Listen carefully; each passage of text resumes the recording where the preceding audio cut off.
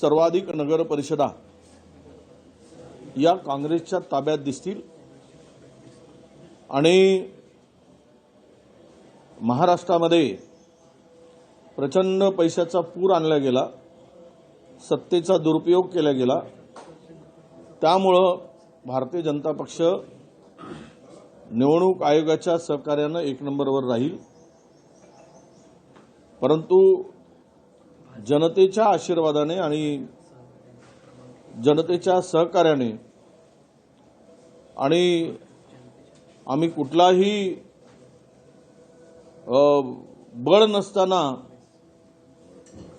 काँग्रेस पक्ष स्वबळावर क्रमांक 2 पर्यंत पोहोचते, याचाच अर्थ जनतेच्या मनामध्ये काँग्रेस आहे, राहील, हा याचा अर्थ निवडणूक निकालानंतर सगळ्यांना दिसेल। दोन नंबरवर पोहोचाल असं म्हणतायत, नंबर 1 वर कोण राहील असं वाटतं मला? मी सांगितलं ना, भारतीय जनता पक्षच सांगितलं, ते काय आपण एक नंबरवर भाजपाच राहील, कारण सत्ता आहे, इतके मोठे सगळे मंत्री आहेत, प्रचंड पैसा आहे, सोबतीला निवडणूक आयोग आहे, त्यामुळे स्वाभाविक आहे की नंबर 1 ला तेच असणार। एक्झिट पोल मध्ये मात्र चित्र वेगळं दिसते आहे, म्हणजे जे गड आपला विदर्भ मानण्यात येतो तिथेही थोडी काँग्रेसची पिछाड दिसते एक्झिट पोल। नाही, आता ते निकाल आल्यानंतर काल आपण सगळे सामवर पाहिला किती नगर परिषदा कुठल्या कुठल्या येत आहेत। त्यामुळे मी मुद्दाम साम हा विषय यासाठी केला की बाकीच्या एक्झिट पोल मी दाखवले नाहीत, साम दाखवत होते त्यामुळे, आणि नगर परिषदा वाईज दाखवत होतं। त्यामुळे आता इतर TV9, तुमचं NDTV, झी TV यांचे अंदाज जे आहेत विदर्भाच्या संदर्भात हे काँग्रेसला कमी नाही आहेत।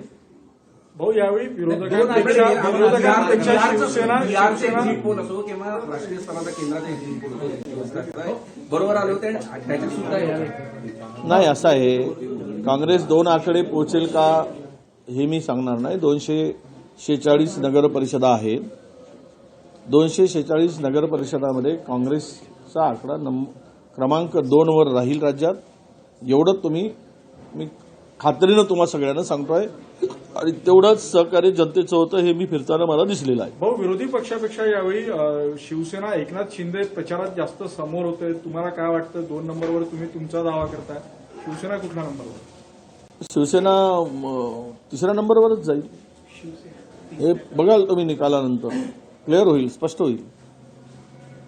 त्यामुळे सत्तेतील पक्षाच्या विरुद्ध लढताना, सत्तेच्या विरुद्ध लढताना संपूर्ण राज्यामध्ये आमचे 16 आमदार आहेत फक्त, 16 आमदारांच्या बळावर जर आम्ही क्रमांक 2 वर पोहोचतो आहोत तर जनतेच्या मनातील भावनांचा, शेतकऱ्यांच्या, बेरोजगारांच्या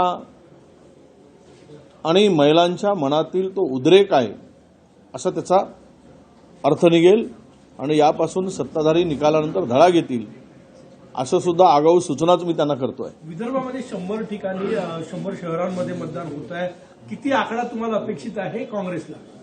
आम्ही सांगितलं की विदर्भामध्ये आम्ही चांगला परफॉर्मन्स करू आणि विदर्भामध्ये किमान 30 ते 32 नगर परिषदा ह्या काँग्रेसच्या ताब्यात तुम्हाला दिसतील।